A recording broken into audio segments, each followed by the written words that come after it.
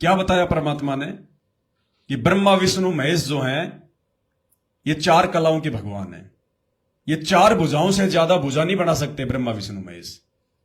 जो दुर्गा है वो 8 भुजाओं की है, वो 8 भुजाओं से ज्यादा नहीं बना सकती, 8 या 16 कितनी है शायद। और इनका जो पिता है काल ज्योति निरंजन, ये 1000 भुजाओं का स्वामी है। ये 1000 अपने हाथ बना सकता है, इससे ऊपर नहीं बना सकता। इससे ऊपर जो अक्षर पुरुष है वो 10,000 भुजा बना सकता है। और सबसे ऊपर जो कबीर भगवान है, जो आज धरती पर संत रामपाल जी के रूप में प्रकट हैं, ये अनंत कोटि भुजाओं के भगवान हैं। अनंत कोटि रूप बना सकते हैं, अनंत कोटि भुजाएं बना सकते हैं, कुछ भी कर सकते हैं। ये सतगुरु जो चावे सो कर ही, भरम पड़ो मत कोई, सेऊ धड़ पर शीश चढ़ाया पाछे करी रसोई। सतगुरु जो चावे सो कर दे, भरम पड़ो मत कोई, वो राई से पर्वत कर दे, फिर पर्वत से राई। सतगुरु जो चावे सो कर ही, 14 कोटि दूत यम डर ही, ऊत भूत जम त्रास निवारे, वो चित्रगुप्त के भी कागज फाड़े। ये वो भगवान मिला आज हमें, जो 1 सेकंड में इस पृथ्वी को ये परले कर दे और अगले 1 सेकंड में परमात्मा वैसा का वैसा बना दे।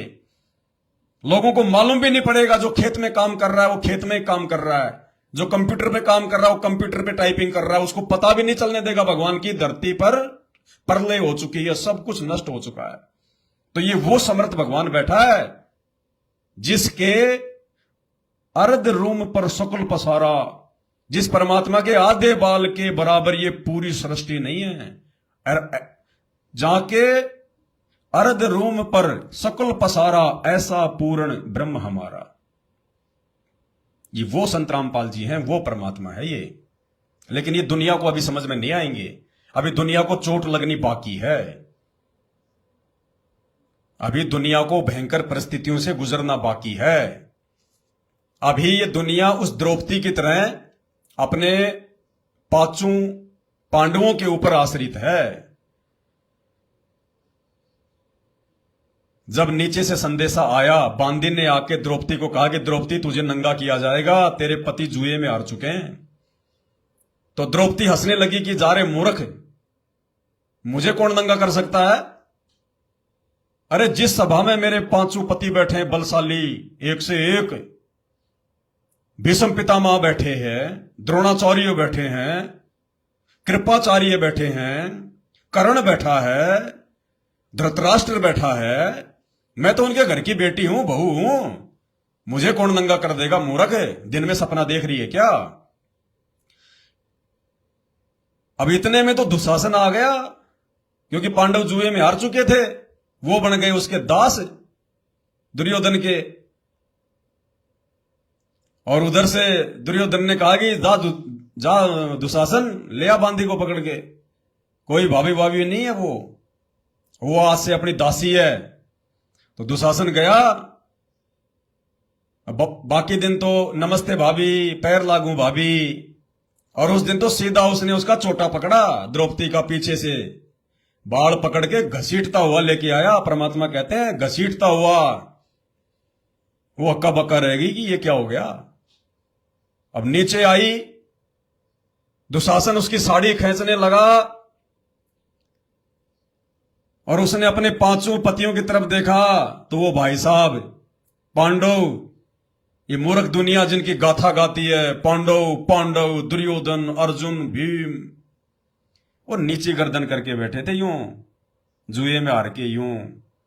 उनकी पत्नी उनकी आंखों के सामने नंगी की जा रही थी, और जिनकी तुम महिमा गाते हो कि पांडव, अर्जुन, भीम, वो कायर बनके, भिग्गी बिल्ली बनके बैठे थे, भिग्गी बिल्ली बनके। अरे काहे के महापुरुष थे वो महापुरुष थे क्या? उनकी तो शकल देखना भी पाप है। जिन नालायकों ने अपनी औरत को जुए में दांव पे लगा दिया, उनसे बड़ा नीच इंसान धरती पे कौन होगा? आपको ऐसा उदाहरण देखने को नहीं मिलेगा जो नीचता का काम उन्होंने किया इतिहास में। जिन्होंने अपनी औरत को, जिन्होंने अपनी वाइफ को जुए में दांव पे लगा दिया, उनसे बड़ा जुआरी, उनसे बड़ा नीच इंसान कोई धरती पे नहीं। तो 5 भाई साहब नीचे गर्दन करके बैठे, उसके बाद में द्रौपदी ने देखा भीष्म पितामह की तरफ है, वो भी नीची गर्दन करके बैठ गया। द्रोणाचार्य, वो कर्ण, सब नीची गर्दन करके बैठ गए। क्यों? क्योंकि दुर्योधन का गंदा अन्न खा खा के उनकी सोच भी गंदी हो गई थी। और हकीकत संत रामपाल जी ने बताई कि वो भीष्म पितामह, वो गंगा पुत्र, वो द्रोणाचार्य, उन पांडवों का और कौरवों का गुरु, और वो कर्ण, वो तीरंदाज, वो क्यों बैठे थे चुपचाप वहां पे उस सभा में? द्रौपदी को नंगा देखने के लिए, द्रौपदी को नंगा देखने के लिए बैठे थे वो। संत रामपाल जी ने बताई हकीकत, क्योंकि भगवान बता सकता है मन की बात, वरना उनका काम क्या था वहां पे? उठ के चले जाते। भाई साड़ी निकाल रहा है और फिर भी वो वहीं बैठे देख रहे हैं। उनकी सोच क्या थी? नंगा देखने की। इतने नीच थे भीष्म पितामह, ये द्रोणाचार्य, ये कर्ण। और हम लोग महाभारत देख देख के फूला नहीं समाते। और है क्या उस महाभारत में? क्या मिलेगा महाभारत देख के आपको? और क्या मिला आज तक हमारे को उस महाभारत में, सिवाय लड़ाई झगड़े, मार पीट? उसने तीर मार दिया, उसने भाला मार दिया, उसने श्राप दे दिया। है क्या उस महाभारत में इसके अलावा? मारपीट के अलावा उस महाभारत में कुछ नहीं है। क्या सीखोगे आप उससे? पांडव, भीष्म, तभी तो उनकी दुर्गति हुई, तभी तो उनकी दुर्गति हुई। वो भीष्म पितामह, वो गंगा जी का बेटा, गंगा पुत्र। आप और हम लोग मूर्खता में गंगा जी जाते हैं, गया जी जाते हैं, त्रिवेणी पे जाते हैं, गंगा स्नान करके आएंगे, कुंभ का मेला लग गया, पाप कटेंगे। अरे वो गंगा अपने खुद के बेटे भीष्म पितामह के पाप नहीं काट पाई। अंत में इतनी भयंकर मौत मरा वो, तीरों से उसको छलनी कर दिया गया। वो गंगा अपने बेटे के पाप नहीं काट पाई। वो गंगा तुम्हारे 2-4 डुबकी लगा लेने से पापी इंसानों के क्या पाप काट देगी? तुम गंगा के क्या लगते हो भाई? तुम रिश्तेदार हो तुम गंगा के, बुआ के लड़के हो तुम उसके, जो तुम्हारे जाते वो पाप काट देगी। वो तो बेटा था गंगा का। वो ऐसी दुर्गति से मरा तो तुम्हारा क्या होगा जो गंगा में नहा रहे हैं? वो कर्ण की ऐसी दुर्गति से मौत हुई, वो द्रोणाचार्य की ऐसी दुर्गति से मौत हुई, उन कौरवों की ऐसी दुर्गति से मौत हुई, और उन पांडवों के अंत में ऐसी दुर्गति से मौत हुई। हिमालय में जाके वो गड़ के मरे और मरने के बाद में सीधे वो नरक में गए। नरक में महाभारत में साफ साफ लिखा हुआ है। ये पवित्र ग्रंथ है, ये तो सत्यानाश ग्रंथ है, सत्यानाश ग्रंथ है। और कोई बात नहीं थी, कोई सीमाओं की लड़ाई नहीं, कोई देश की लड़ाई नहीं, कोई धर्म युद्ध नहीं। आपस में उनका भाई बंटवारा था, कौरवों का और पांडवों का आपस में भाई बंटवारा था राज्य को लेके। कोई सीमाओं की लड़ाई नहीं थी, वो कोई धर्म युद्ध नहीं था, वो कोई गाय के लिए कोई लड़ाई नहीं लड़ी जा रही थी। दो भाइयों का आपस में बंटवारा था और पूरी दुनिया मरवा डाली उन्होंने और अपना सत्यानाश करवा दिया। और फिर भी हम उसका पाठ करवाते हैं, महाभारत पढ़ते हैं। उन चरित्रों का तो हमारे को कभी सौपन में भी जो है बल्कि वो ख्याल नहीं आना चाहिए, इतने नीच थे वो लोग। तो भाई और बहनों, परमात्मा ने हमें जो सत्संग सुनाया है, हमने उस विकट समय में बिल्कुल भी विचलित नहीं होना, डगमग नहीं होना।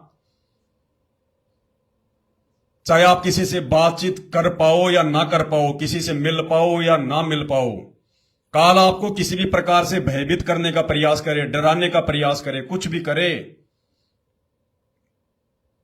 मीडिया दिखाएगा भयंकर भूखमरी, वहां इतने मर गए, वहां इतने मर गए, ये हो गया वो हो गया, चौतरफा भय और तांडव। लेकिन आप और हम भगत भाई बहनों ने, जो संत रामपाल जी के सच्चे सेवक हैं, जो अपने गुरु को भगवान मान चुके हैं, परमात्मा मान चुके हैं, उन्होंने विचलित और डगमग होने की आवश्यकता नहीं है। क्यों? क्योंकि समाधान उसका गुरुजी ने हमें बता रखा है। अभी आपने जो ये पहला वीडियो देखा, ये तो परमात्मा ने ये बताया है कि उन परिस्थितियों में आपने किसी के आगे भीख मांगने की जरूरत नहीं है, हाथ फैलाने की जरूरत नहीं है, गिड़गिड़ाने की जरूरत नहीं है। अगर तुमने हाथ फैला दिया, अगर तुम गिड़गिड़ाए, तो परमात्मा उसी समय तुम्हारे से नाराज हो जाएगा, रुष्ट हो जाएगा। कि इन गधों ने मेरे से क्या समझा, क्या सीखा 30 साल में। समर्थ के बच्चे होके और अपने जैसे भिखारियों के आगे 1 किलो आटे के लिए 2 रोटी के लिए हाथ फैला रहे हैं। कुत्ता अच्छा ऐसे भक्तों से।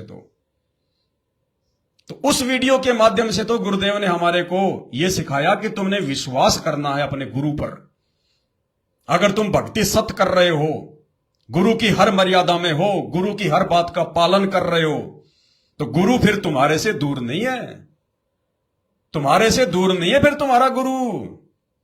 क्षण में प्रकट हो जाएगा, क्षण में कुछ भी कर देगा। और फिर परमात्मा ऐसी परिस्थिति में कैसे अपने भगत को जो है वो मदद करेगा। इसके लिए हम परमात्मा का ये दूसरा सत्संग सुनते हैं। छोटा सा सत्संग है, कैसे परमात्मा उस समय हमारा साथी बन के रहेगा। थोड़ा सा आपको मौखिक बता देता हूं। इस सत्संग में परमात्मा ने बताया और यह संकेत कर दिया, अन्यथा यह सत्संग भी गुरु जी को करने की जरूरत नहीं थी।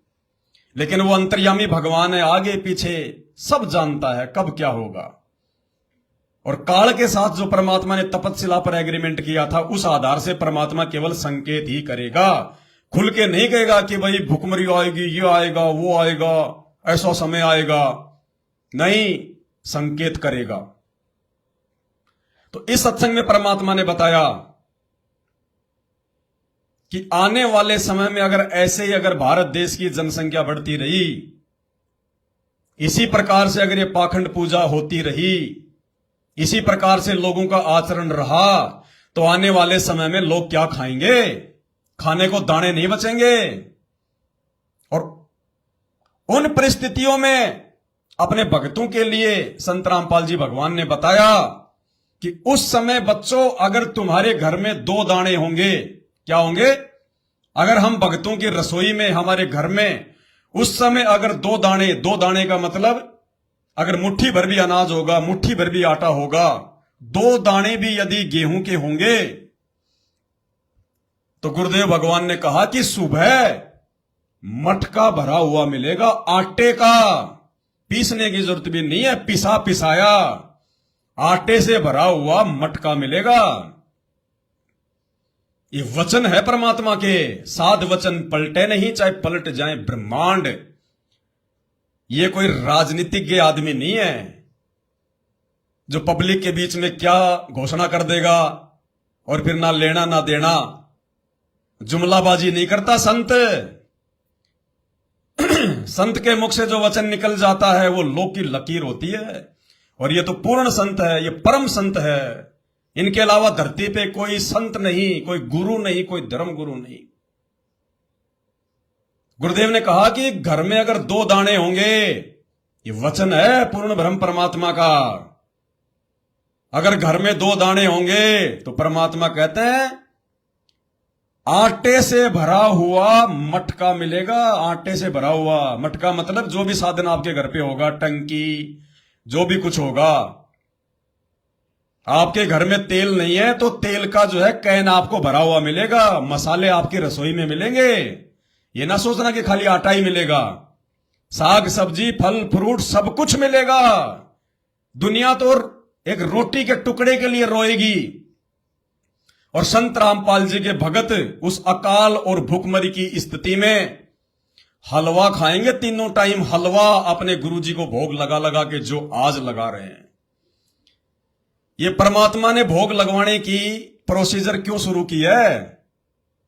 परमात्मा कहते हैं देते को हरि देत है जहां तहां से आण। और भाई फिर अण देवा मांगत फिरियो, साहिब सुने नहीं कान। आज जो अपने गुरुजी को भोग लगा रहा है, जो अपने गुरुजी को दे रहा है, उन्हीं का दिया हुआ। तो कहते हैं देते को हरि देत है जहां तहां से आण। उस भुखमरी के समय में, उस अकाल के समय में अपने भगत के लिए वो भगवान कहां से लाएगा, क्या व्यवस्था करेगा, वो उसका विषय है। अगर आपने अपने भगवान को दिया है, भोग लगाया है, भगवान माना है, तो कहते हैं देते को हरि देत है। हरि यानी भगवान। जहां तहां से आण और अण देवा मांगत फिरियो। और उस समय जिन्होंने अपने गुरुजी को भोग आज अपने गुरुजी को भोग नहीं लगा रहे, जो आज अपने गुरुजी का जो है प्रकट दिवस नहीं मना रहे, गुरुजी को भगवान नहीं मान रहे, दाढ़ी मूछ वाले कबीर जी को भगवान मान रहे हैं, उसका प्रकट दिवस मना रहे हैं, गुरुजी को खाली एक जो है अपना गुरुजी मान रहे हैं, तो कहते हैं वो आत्माएं उस समय अणदेवा मांगत फिरे, वो मांगते फिरेंगे भगत होकर, और फिर क्या होगा उनके साथ? साहिब सुने नहीं कान, परमात्मा नहीं सुनाई करेगा फिर उनकी उस समय कि बेटा जब समय था तब तो तूने दिया नहीं और अब मेरे से मांग रहा है। ना ना ना ना, ये किसी का सगा नहीं है, ये मोह ममता में नहीं बहता ये परमात्मा, ये समदृष्टि है। तो अब ये सत्संग सुनिए 2 मिनट का, जिसमें गुरुजी ने स्पष्ट कर दिया कि उस समय यदि आपके घर में 2 दाने होंगे, सुबह मटका भरा हुआ मिलेगा। यह समृत का वचन है। ब्रह्मांड में ऐसी कोई शक्ति नहीं है जो इस शब्द को मिटा दे। और आने वाले समय में हम भाई बहन इन शब्दों को पूरा होता हुआ देखेंगे, क्योंकि ये शब्द अगर संत रामपाल जी भगवान ने कहे हैं तो ये घटनाएं घटेंगी, वो नौबत आएगी। और फिर आगे परमात्मा ने क्या कहा सत्संग में कि ये व्यवस्था परमात्मा उनकी करेगा जो भक्ति करेंगे, और जो बकवाद करेंगे वो करते रहेंगे। तो भाई भक्ति तो केवल सत्सेवक कर रहे हैं, साथ संगत से जुड़े हुए भाई बहन कर रहे हैं। बाकी ये दुनिया वाले और संत रामपाल जी के परिवार वाले और उस परिवार के पीछे गांधारी की तरह आंखों पर काली पट्टी बांध कर चल रही है 90% संगत, वो बकवाद कर रही है। राजनीति करके, आरक्षणबाजी करके, गैंगस्टरों की सीबीआई जांच करके, दुनिया वालों को दान धर्म का पैसा जो है वो चंदे के रूप में देके, स्टेडियम बनवा के, अयोध्या में भंडारे लगवा के, पाखंड पूजा को बढ़ावा देकर ड्रामे वो कर रहे हैं। इन्होंने संत रामपाल जी के इस तत्व ज्ञान को लड्डू ज्ञान बना दिया। इनके आश्रमों में जब भी कोई ये प्रोग्राम होता है, कोई प्रकट दिवस आता है, कोई जन्म दिवस आता है, कोई बोध दिवस आता है, कोई निर्वाण दिवस आता है, कोई धर्म यज्ञ दिवस आता है, इनके पास एक ही है मार्केटिंग। वो लड्डू जलेबी की वीडियो बना बना के डालेंगे, लड्डू जलेबी की तैयारी हो चुकी है, लड्डू जलेबी बनना शुरू हो गए हैं, विश्व का सबसे बड़ा भंडारा। सत्संग के नाम पे आज तक इन्होंने कभी इन आश्रमों में संगत को नहीं बुलाया, सिर्फ उन्हीं जो है वो प्रोग्राम में, क्योंकि इनको पता है कि जब वो प्रोग्राम आश्रम में होंगे तो 3 दिन का यहां पे पाठ चलेगा, और पाठ में लोग हमारे को 21-21 हजार रुपए का पाठ करवाएंगे, ज्योतियां करवाएंगे, धन आएगा, पैसा आएगा। अरे आश्रम केवल महीने 2 महीने में 3 दिन के लिए होता है क्या? आश्रम का मतलब होता है जो 24 घंटे खुला होता है। अरे मूर्खों, तुम्हारे इन आश्रमों से तो हॉस्पिटल अच्छे। उस हॉस्पिटल के बाहर लिखा होता है 24 घंटे 24x7, यानी 24 घंटे सेवा। हॉस्पिटल में चाहे रात को 2 बजे जाओ तो भी आपको वहां पे इलाज मिलेगा। और तुम्हारे इन आश्रमों में महीने में 2 महीने में एक बार लड्डू जलेबी, आ जाओ, दे जाओ, पैसे दे जाओ, लड्डू जलेबी खा जाओ। तो मैंने संत रामपाल जी के तत्व ज्ञान को लड्डू ज्ञान बना दिया, लड्डू ज्ञान। तो परमात्मा कह रहे हैं ये व्यवस्था परमात्मा उन आत्माओं के लिए करेगा जो भक्ति करेंगे, और जो बकवाद करेंगे वो करते रहेंगे। ध्यान से सुनिए परमात्मा का सत्संग। जैसे दास बार बार आपको कथा सुनाता है कि जिस समय परमात्मा के नाम से झूठी चिट्ठी लिख दी थी कबीर जी के नाम से, और 18 लाख प्राणी साधु संत आगे थे। वो साधु संत कौन थे? घर छोड़कर जंगलों में अपने गुरुओं के पास भक्ति के लिए, भगवान के लिए भटक रहे थे। वो उनकी विशेष प्यारी आत्मा थी।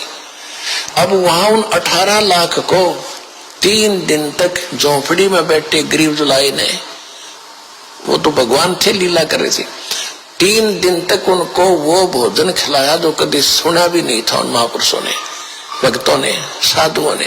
और सोना की मोहर दी और दोहर दी, और छक्के, हलवा, पूड़ी, कचौड़ी, जलेबी छक छक खाओ, अच्छा बखाओ, जन्म का भूखे मरे तेरे बुगड़े खानिए थे होता है। तो उनके लिए जब ये लीला कर दी, पृथ्वी का को माल भी नहीं था, सतलोक से ला दिया जाता ने। तो आने वाले समय में जैसे जनसंख्या बढ़ रही है, 100 वर्ष के बाद क्या खाएंगे ये, अगर ये माहौल नहीं बदलाते? फिर भगवान व्यवस्था करेगा।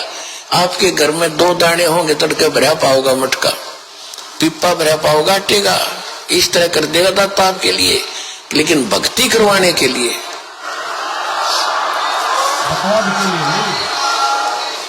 ये उनकी करेगा जो भक्ति करेंगे, और जो बकवाद चाहोगे वो अपना करते रहियो। ठीक है, जैसा भक्ति भजन करेंगे उनका लाभ मिल जाएगा, लेकिन वो समस्याएं खड़ी रह जाएंगी। स्पष्ट कर दिया सतगुरु रामपाल जी भगवान ने कि अगर घर में 2 दाने बोलो गुरु होंगे, जी को कि मेरी नॉर्मल डिलीवरी हो, तो घर में अगर 2 दाने होंगे तो सुबह मटका भरा हुआ मिलेगा आटे का। लेकिन ये व्यवस्था उनके लिए करेगा जो भक्ति करेंगे, और जो राजनीति का हिस्सा बन के गैंगस्टरों की सीबीआई जांच जो करवाते फिर रहे हैं, बड़े बड़े स्टेडियम बना दिए। अरे संत रामपाल जी तो ताश भी खेलने के लिए मना करते हैं, और तुमने उनके नाम से धनाना गांव में 50 लाख रुपए का बैडमिंटन का स्टेडियम बनवा दिया। मूर्खों, तुम्हारी बुद्धि भ्रष्ट हो रही है, बुद्धि भ्रष्ट काल बैठा है। तो जो बकवाद करेंगे उनको उनका संस्कार मिलेगा। भूखे तो भूखे, और मिलना होगा तो मिल जाएगा, लेकिन परमात्मा अपनी तरफ से कोई सहायता उस समय उन मूर्खों की नहीं करेगा। तो क्लियर किया परमात्मा ने। अब हमारे मन में कोई संशय ना रह जाए कि ऐसा भी हो सकता है क्या, क्योंकि जो लोग विज्ञान के चेले हैं, जिनको ये थोड़ी बहुत जो विज्ञान के माध्यम से परमात्मा ने जो सुख सुविधाएं हमें जो दी हैं, ये मोबाइल, इंटरनेट, टीवी तो वो लोग सोच रहे हैं कि विज्ञान ही सब कुछ है, भगवान कुछ नहीं है, क्योंकि उनके पास में ना तो वो दिव्य दृष्टि है, ना उनके कोई पिछले अच्छे भक्ति संस्कार हैं जो भगवान उनको आके मिले, उनको ज्ञान दे, उनको अपनी पहचान करवाए। तो उनको ऐसा लगता है कि भगवान कुछ नहीं है, जो भी कुछ है सब खाओ पियो ऐश करो, अपने बच्चों को पालो, बस यही भक्ति है, यही भगवान है। क्योंकि वही बात है, ना खाई खड़ और ना आई भड़, ऐसी कुछ है कहावत है कि जिसने मतलब खड़ी नहीं खाई तो उसको जमल की भड़ कहां से आएगी। ऐसे उदाहरण आज से पहले परमात्मा असंख्यों बार कर चुका है। अपने चाहने वाले भक्तों के घरों में अनाज भरना, आटा भरना, तेल भरना, उस अकाल के समय में, भूखमरी के समय में, ऐसे आज से पहले बहुत सारे उदाहरण हो चुके हैं।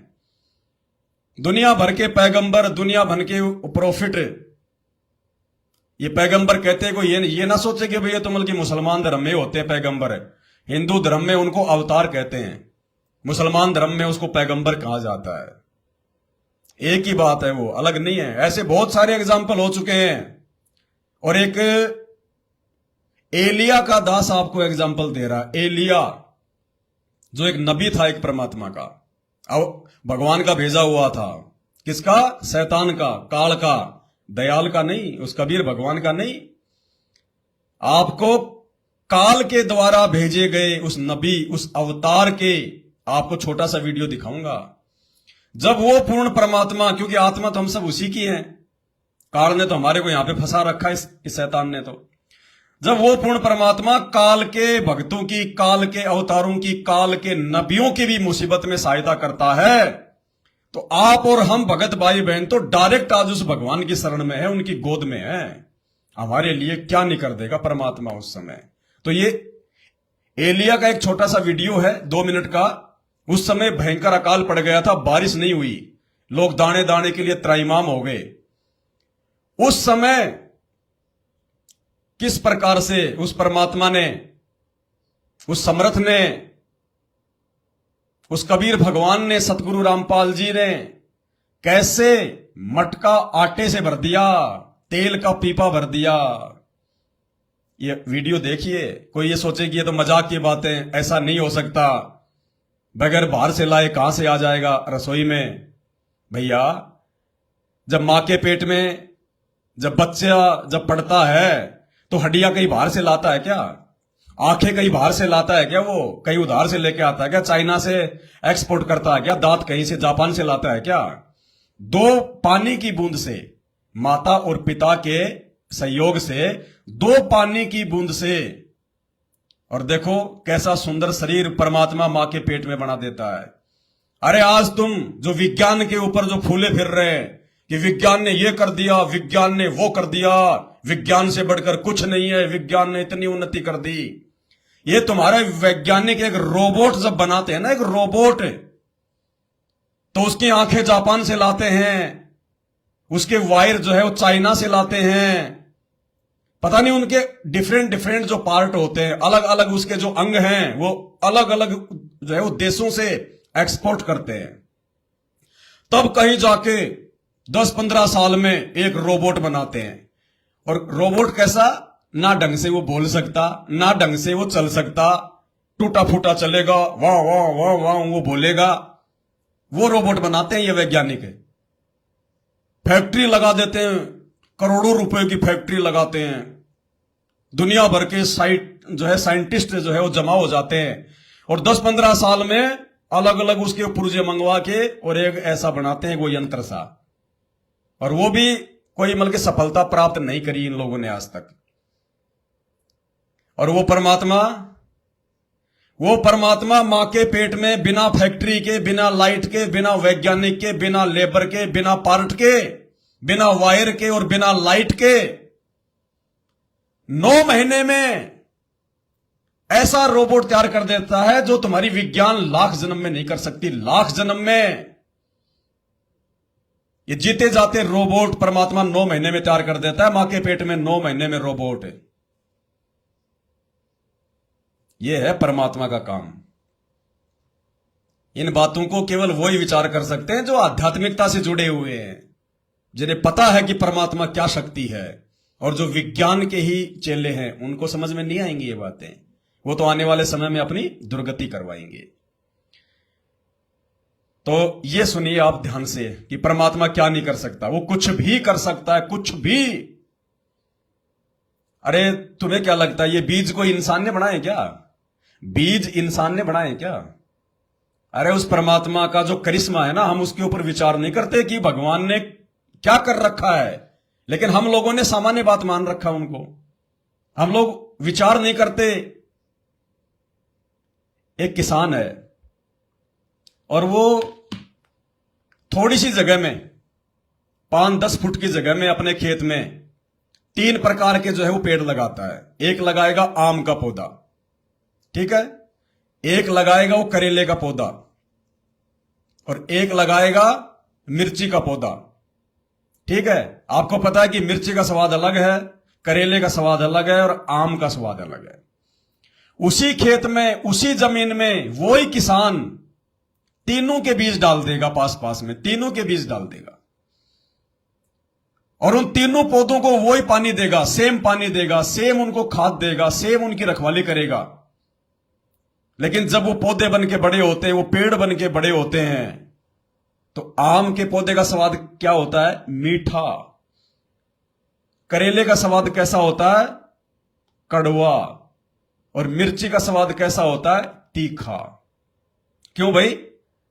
उसने आम के पौधे में कोई चीनी घोल के डाली थी क्या उसकी जड़ों में? या मिर्ची के पौधे में कोई मिर्ची कूट के उसका पानी बना के उसका पेस्ट बना के डाला था? अरे वही जमीन, वही किसान, वही जगह, वही खाद, वही पानी, वही हवा। और वहां पे एक तो आम लग रहा है, वही जमीन से मिठास आ रही है, उसी जमीन से जो है कड़वाहट आ रही है, उसी जमीन से जो है तीखापन आ रहा है। वो जमीन से कोई लेना देना नहीं है, जमीन तो सेम है, बराबर है। किसान से कोई लेना देना नहीं है, हवा पानी से कोई लेना देना नहीं है। बीज, वो बीज किसने बनाया? परमात्मा ने, कबीर साहिब ने, सतगुरु रामपाल जी परमात्मा ने। और उस बीज के अंदर उस परमात्मा ने वो गुण डाल दिए, वो योग्यता डाल दी, वो एलिमेंट डाल दिए कि इसमें ऐसा हो। और उस परमात्मा ने कोई मशीन से नहीं बनाए बीज, अपनी वचन शक्ति से, अपने शब्द से, कि ऐसा हो जाए, इसमें ऐसा हो जाए, ये ऐसा हो जाए, और ऐसा ही हो जाता है। वो है परमात्मा। उसको कहते हैं भगवान, उसको कहते हैं परमेश्वर। और ये बातें भाई संत रामपाल जी से जुड़े बिना, संत रामपाल जी के सत्संग सुने बिना, ये लाख जन्म भी समझ में नहीं आएंगे। अगर नहीं समझ में आई तो अगला जन्म गधे कुत्ते सूअर का। आप चाहे देश के प्रधानमंत्री क्यों ना हो, प्रधानमंत्री तो परमात्मा का विधान है, राजा तो सीधा अगले जन्म में गधा बनता है। ये रूल है। देवताओं का राजा और जो है वो धरती का राजा, उनका रूल है, उनका नियम है। वो मरने के बाद में अगले जन्म में वो गधे बनते हैं, क्योंकि जितने पाप राजा कमाता है और कोई नहीं कमाता। इसलिए कबीर जी कहते हैं एक हरि की भक्ति बिन राजा गधा होए और माटी लदे कुमार की फिर घास न डाले कोई। ऐसी दुर्गति होती है उस राजा की जो आज अपने आप में अफलातून बन के घूमता है कि मैं तो ऐसे ही रहूंगा, ऐसी मौज होती है मेरी। ना जाने उनके जैसे कितने राजा गए, कितने आएंगे। तो भैया इन राजाओं की तो भयंकर दुर्गति होती है बिना भक्ति के। हाँ, अगर कोई राजा है, अगर उसको संत रामपाल जी का ज्ञान समझ में आ गया, अगर उनका भगत बन के राज करेगा, नियम और मर्यादा में रह के राज करेगा, नेक नीति और ईमानदारी से राज करेगा, उसको परमात्मा मोक्ष देता, उसको गधा नहीं बनाता। फिर तो ये एलिया का सुनिए आप, ऐसे उदाहरण तो परमात्मा बहुत कर चुका है आज से पहले। आप और हमने नहीं देखा, नहीं जाना, तो इसका मतलब ये थोड़ी है कि परमात्मा कुछ नहीं कर सकता। भगवान उसको कहते हैं जो कुछ भी कर सकता है। Everything is possible for the God. परमात्मा के लिए कुछ भी असंभव नहीं है। सुनिए, अल्लाह ताला के अल्फाज इलिया पर फिर नाजिल हुए, उठ और सैदा के सारपत को जा, मैंने एक बेवा को हुक्म दिया है कि वो तेरी परवरिश करे। बराए करम मुझे रोटी का एक टुकड़ा दो। आपकी अल्लाह की हयात की कसम, मेरे पास रोटी नहीं है। मेरे पास जो भी है एक मटके में मुट्ठी भर आटा और कुप्पी में थोड़ा सा तेल है। मुश्किल से काफी है मेरे और मेरे बेटे के लिए मरने से पहले। तुम डरो मत, मेरे लिए रोटी की एक छोटी सी टिकिया बना कर ले आओ और बाद में अपने और अपने बेटे के लिए एक और बना लेना।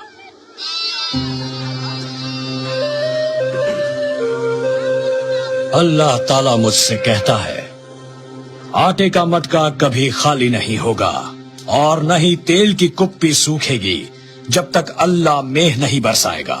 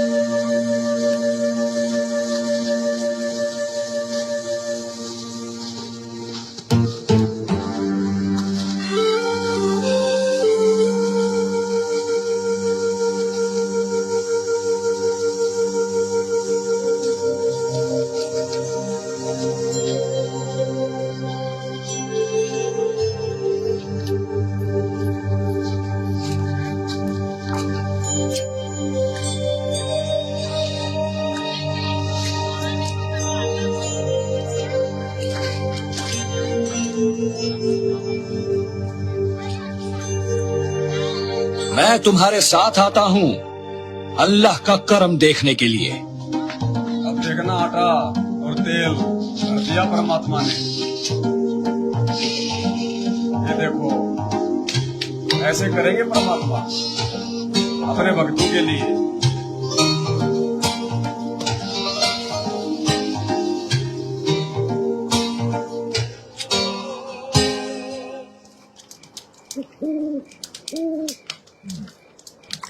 शुक्रिया मेरे बच्चे। ये तो मेरा फर्ज था। मेरी आका इलिया, हमारे घर में आटा तेल कितनी मुद्दत तक रहेगा बताइए ना। जब तक आसमान में मेह नहीं बरसेगा। बहुत दिन हो गए पानी तो नहीं बरसा। फिक्र मत करो मेरे बच्चे, आटा और तेल खत्म नहीं होगा अल्लाह ताला के मुझसे किए गए कलाम के मुताबिक। क्या तुमको अल्लाह पर यकीन है? हाँ मेरे आका इलिया, मुझे पूरा यकीन है।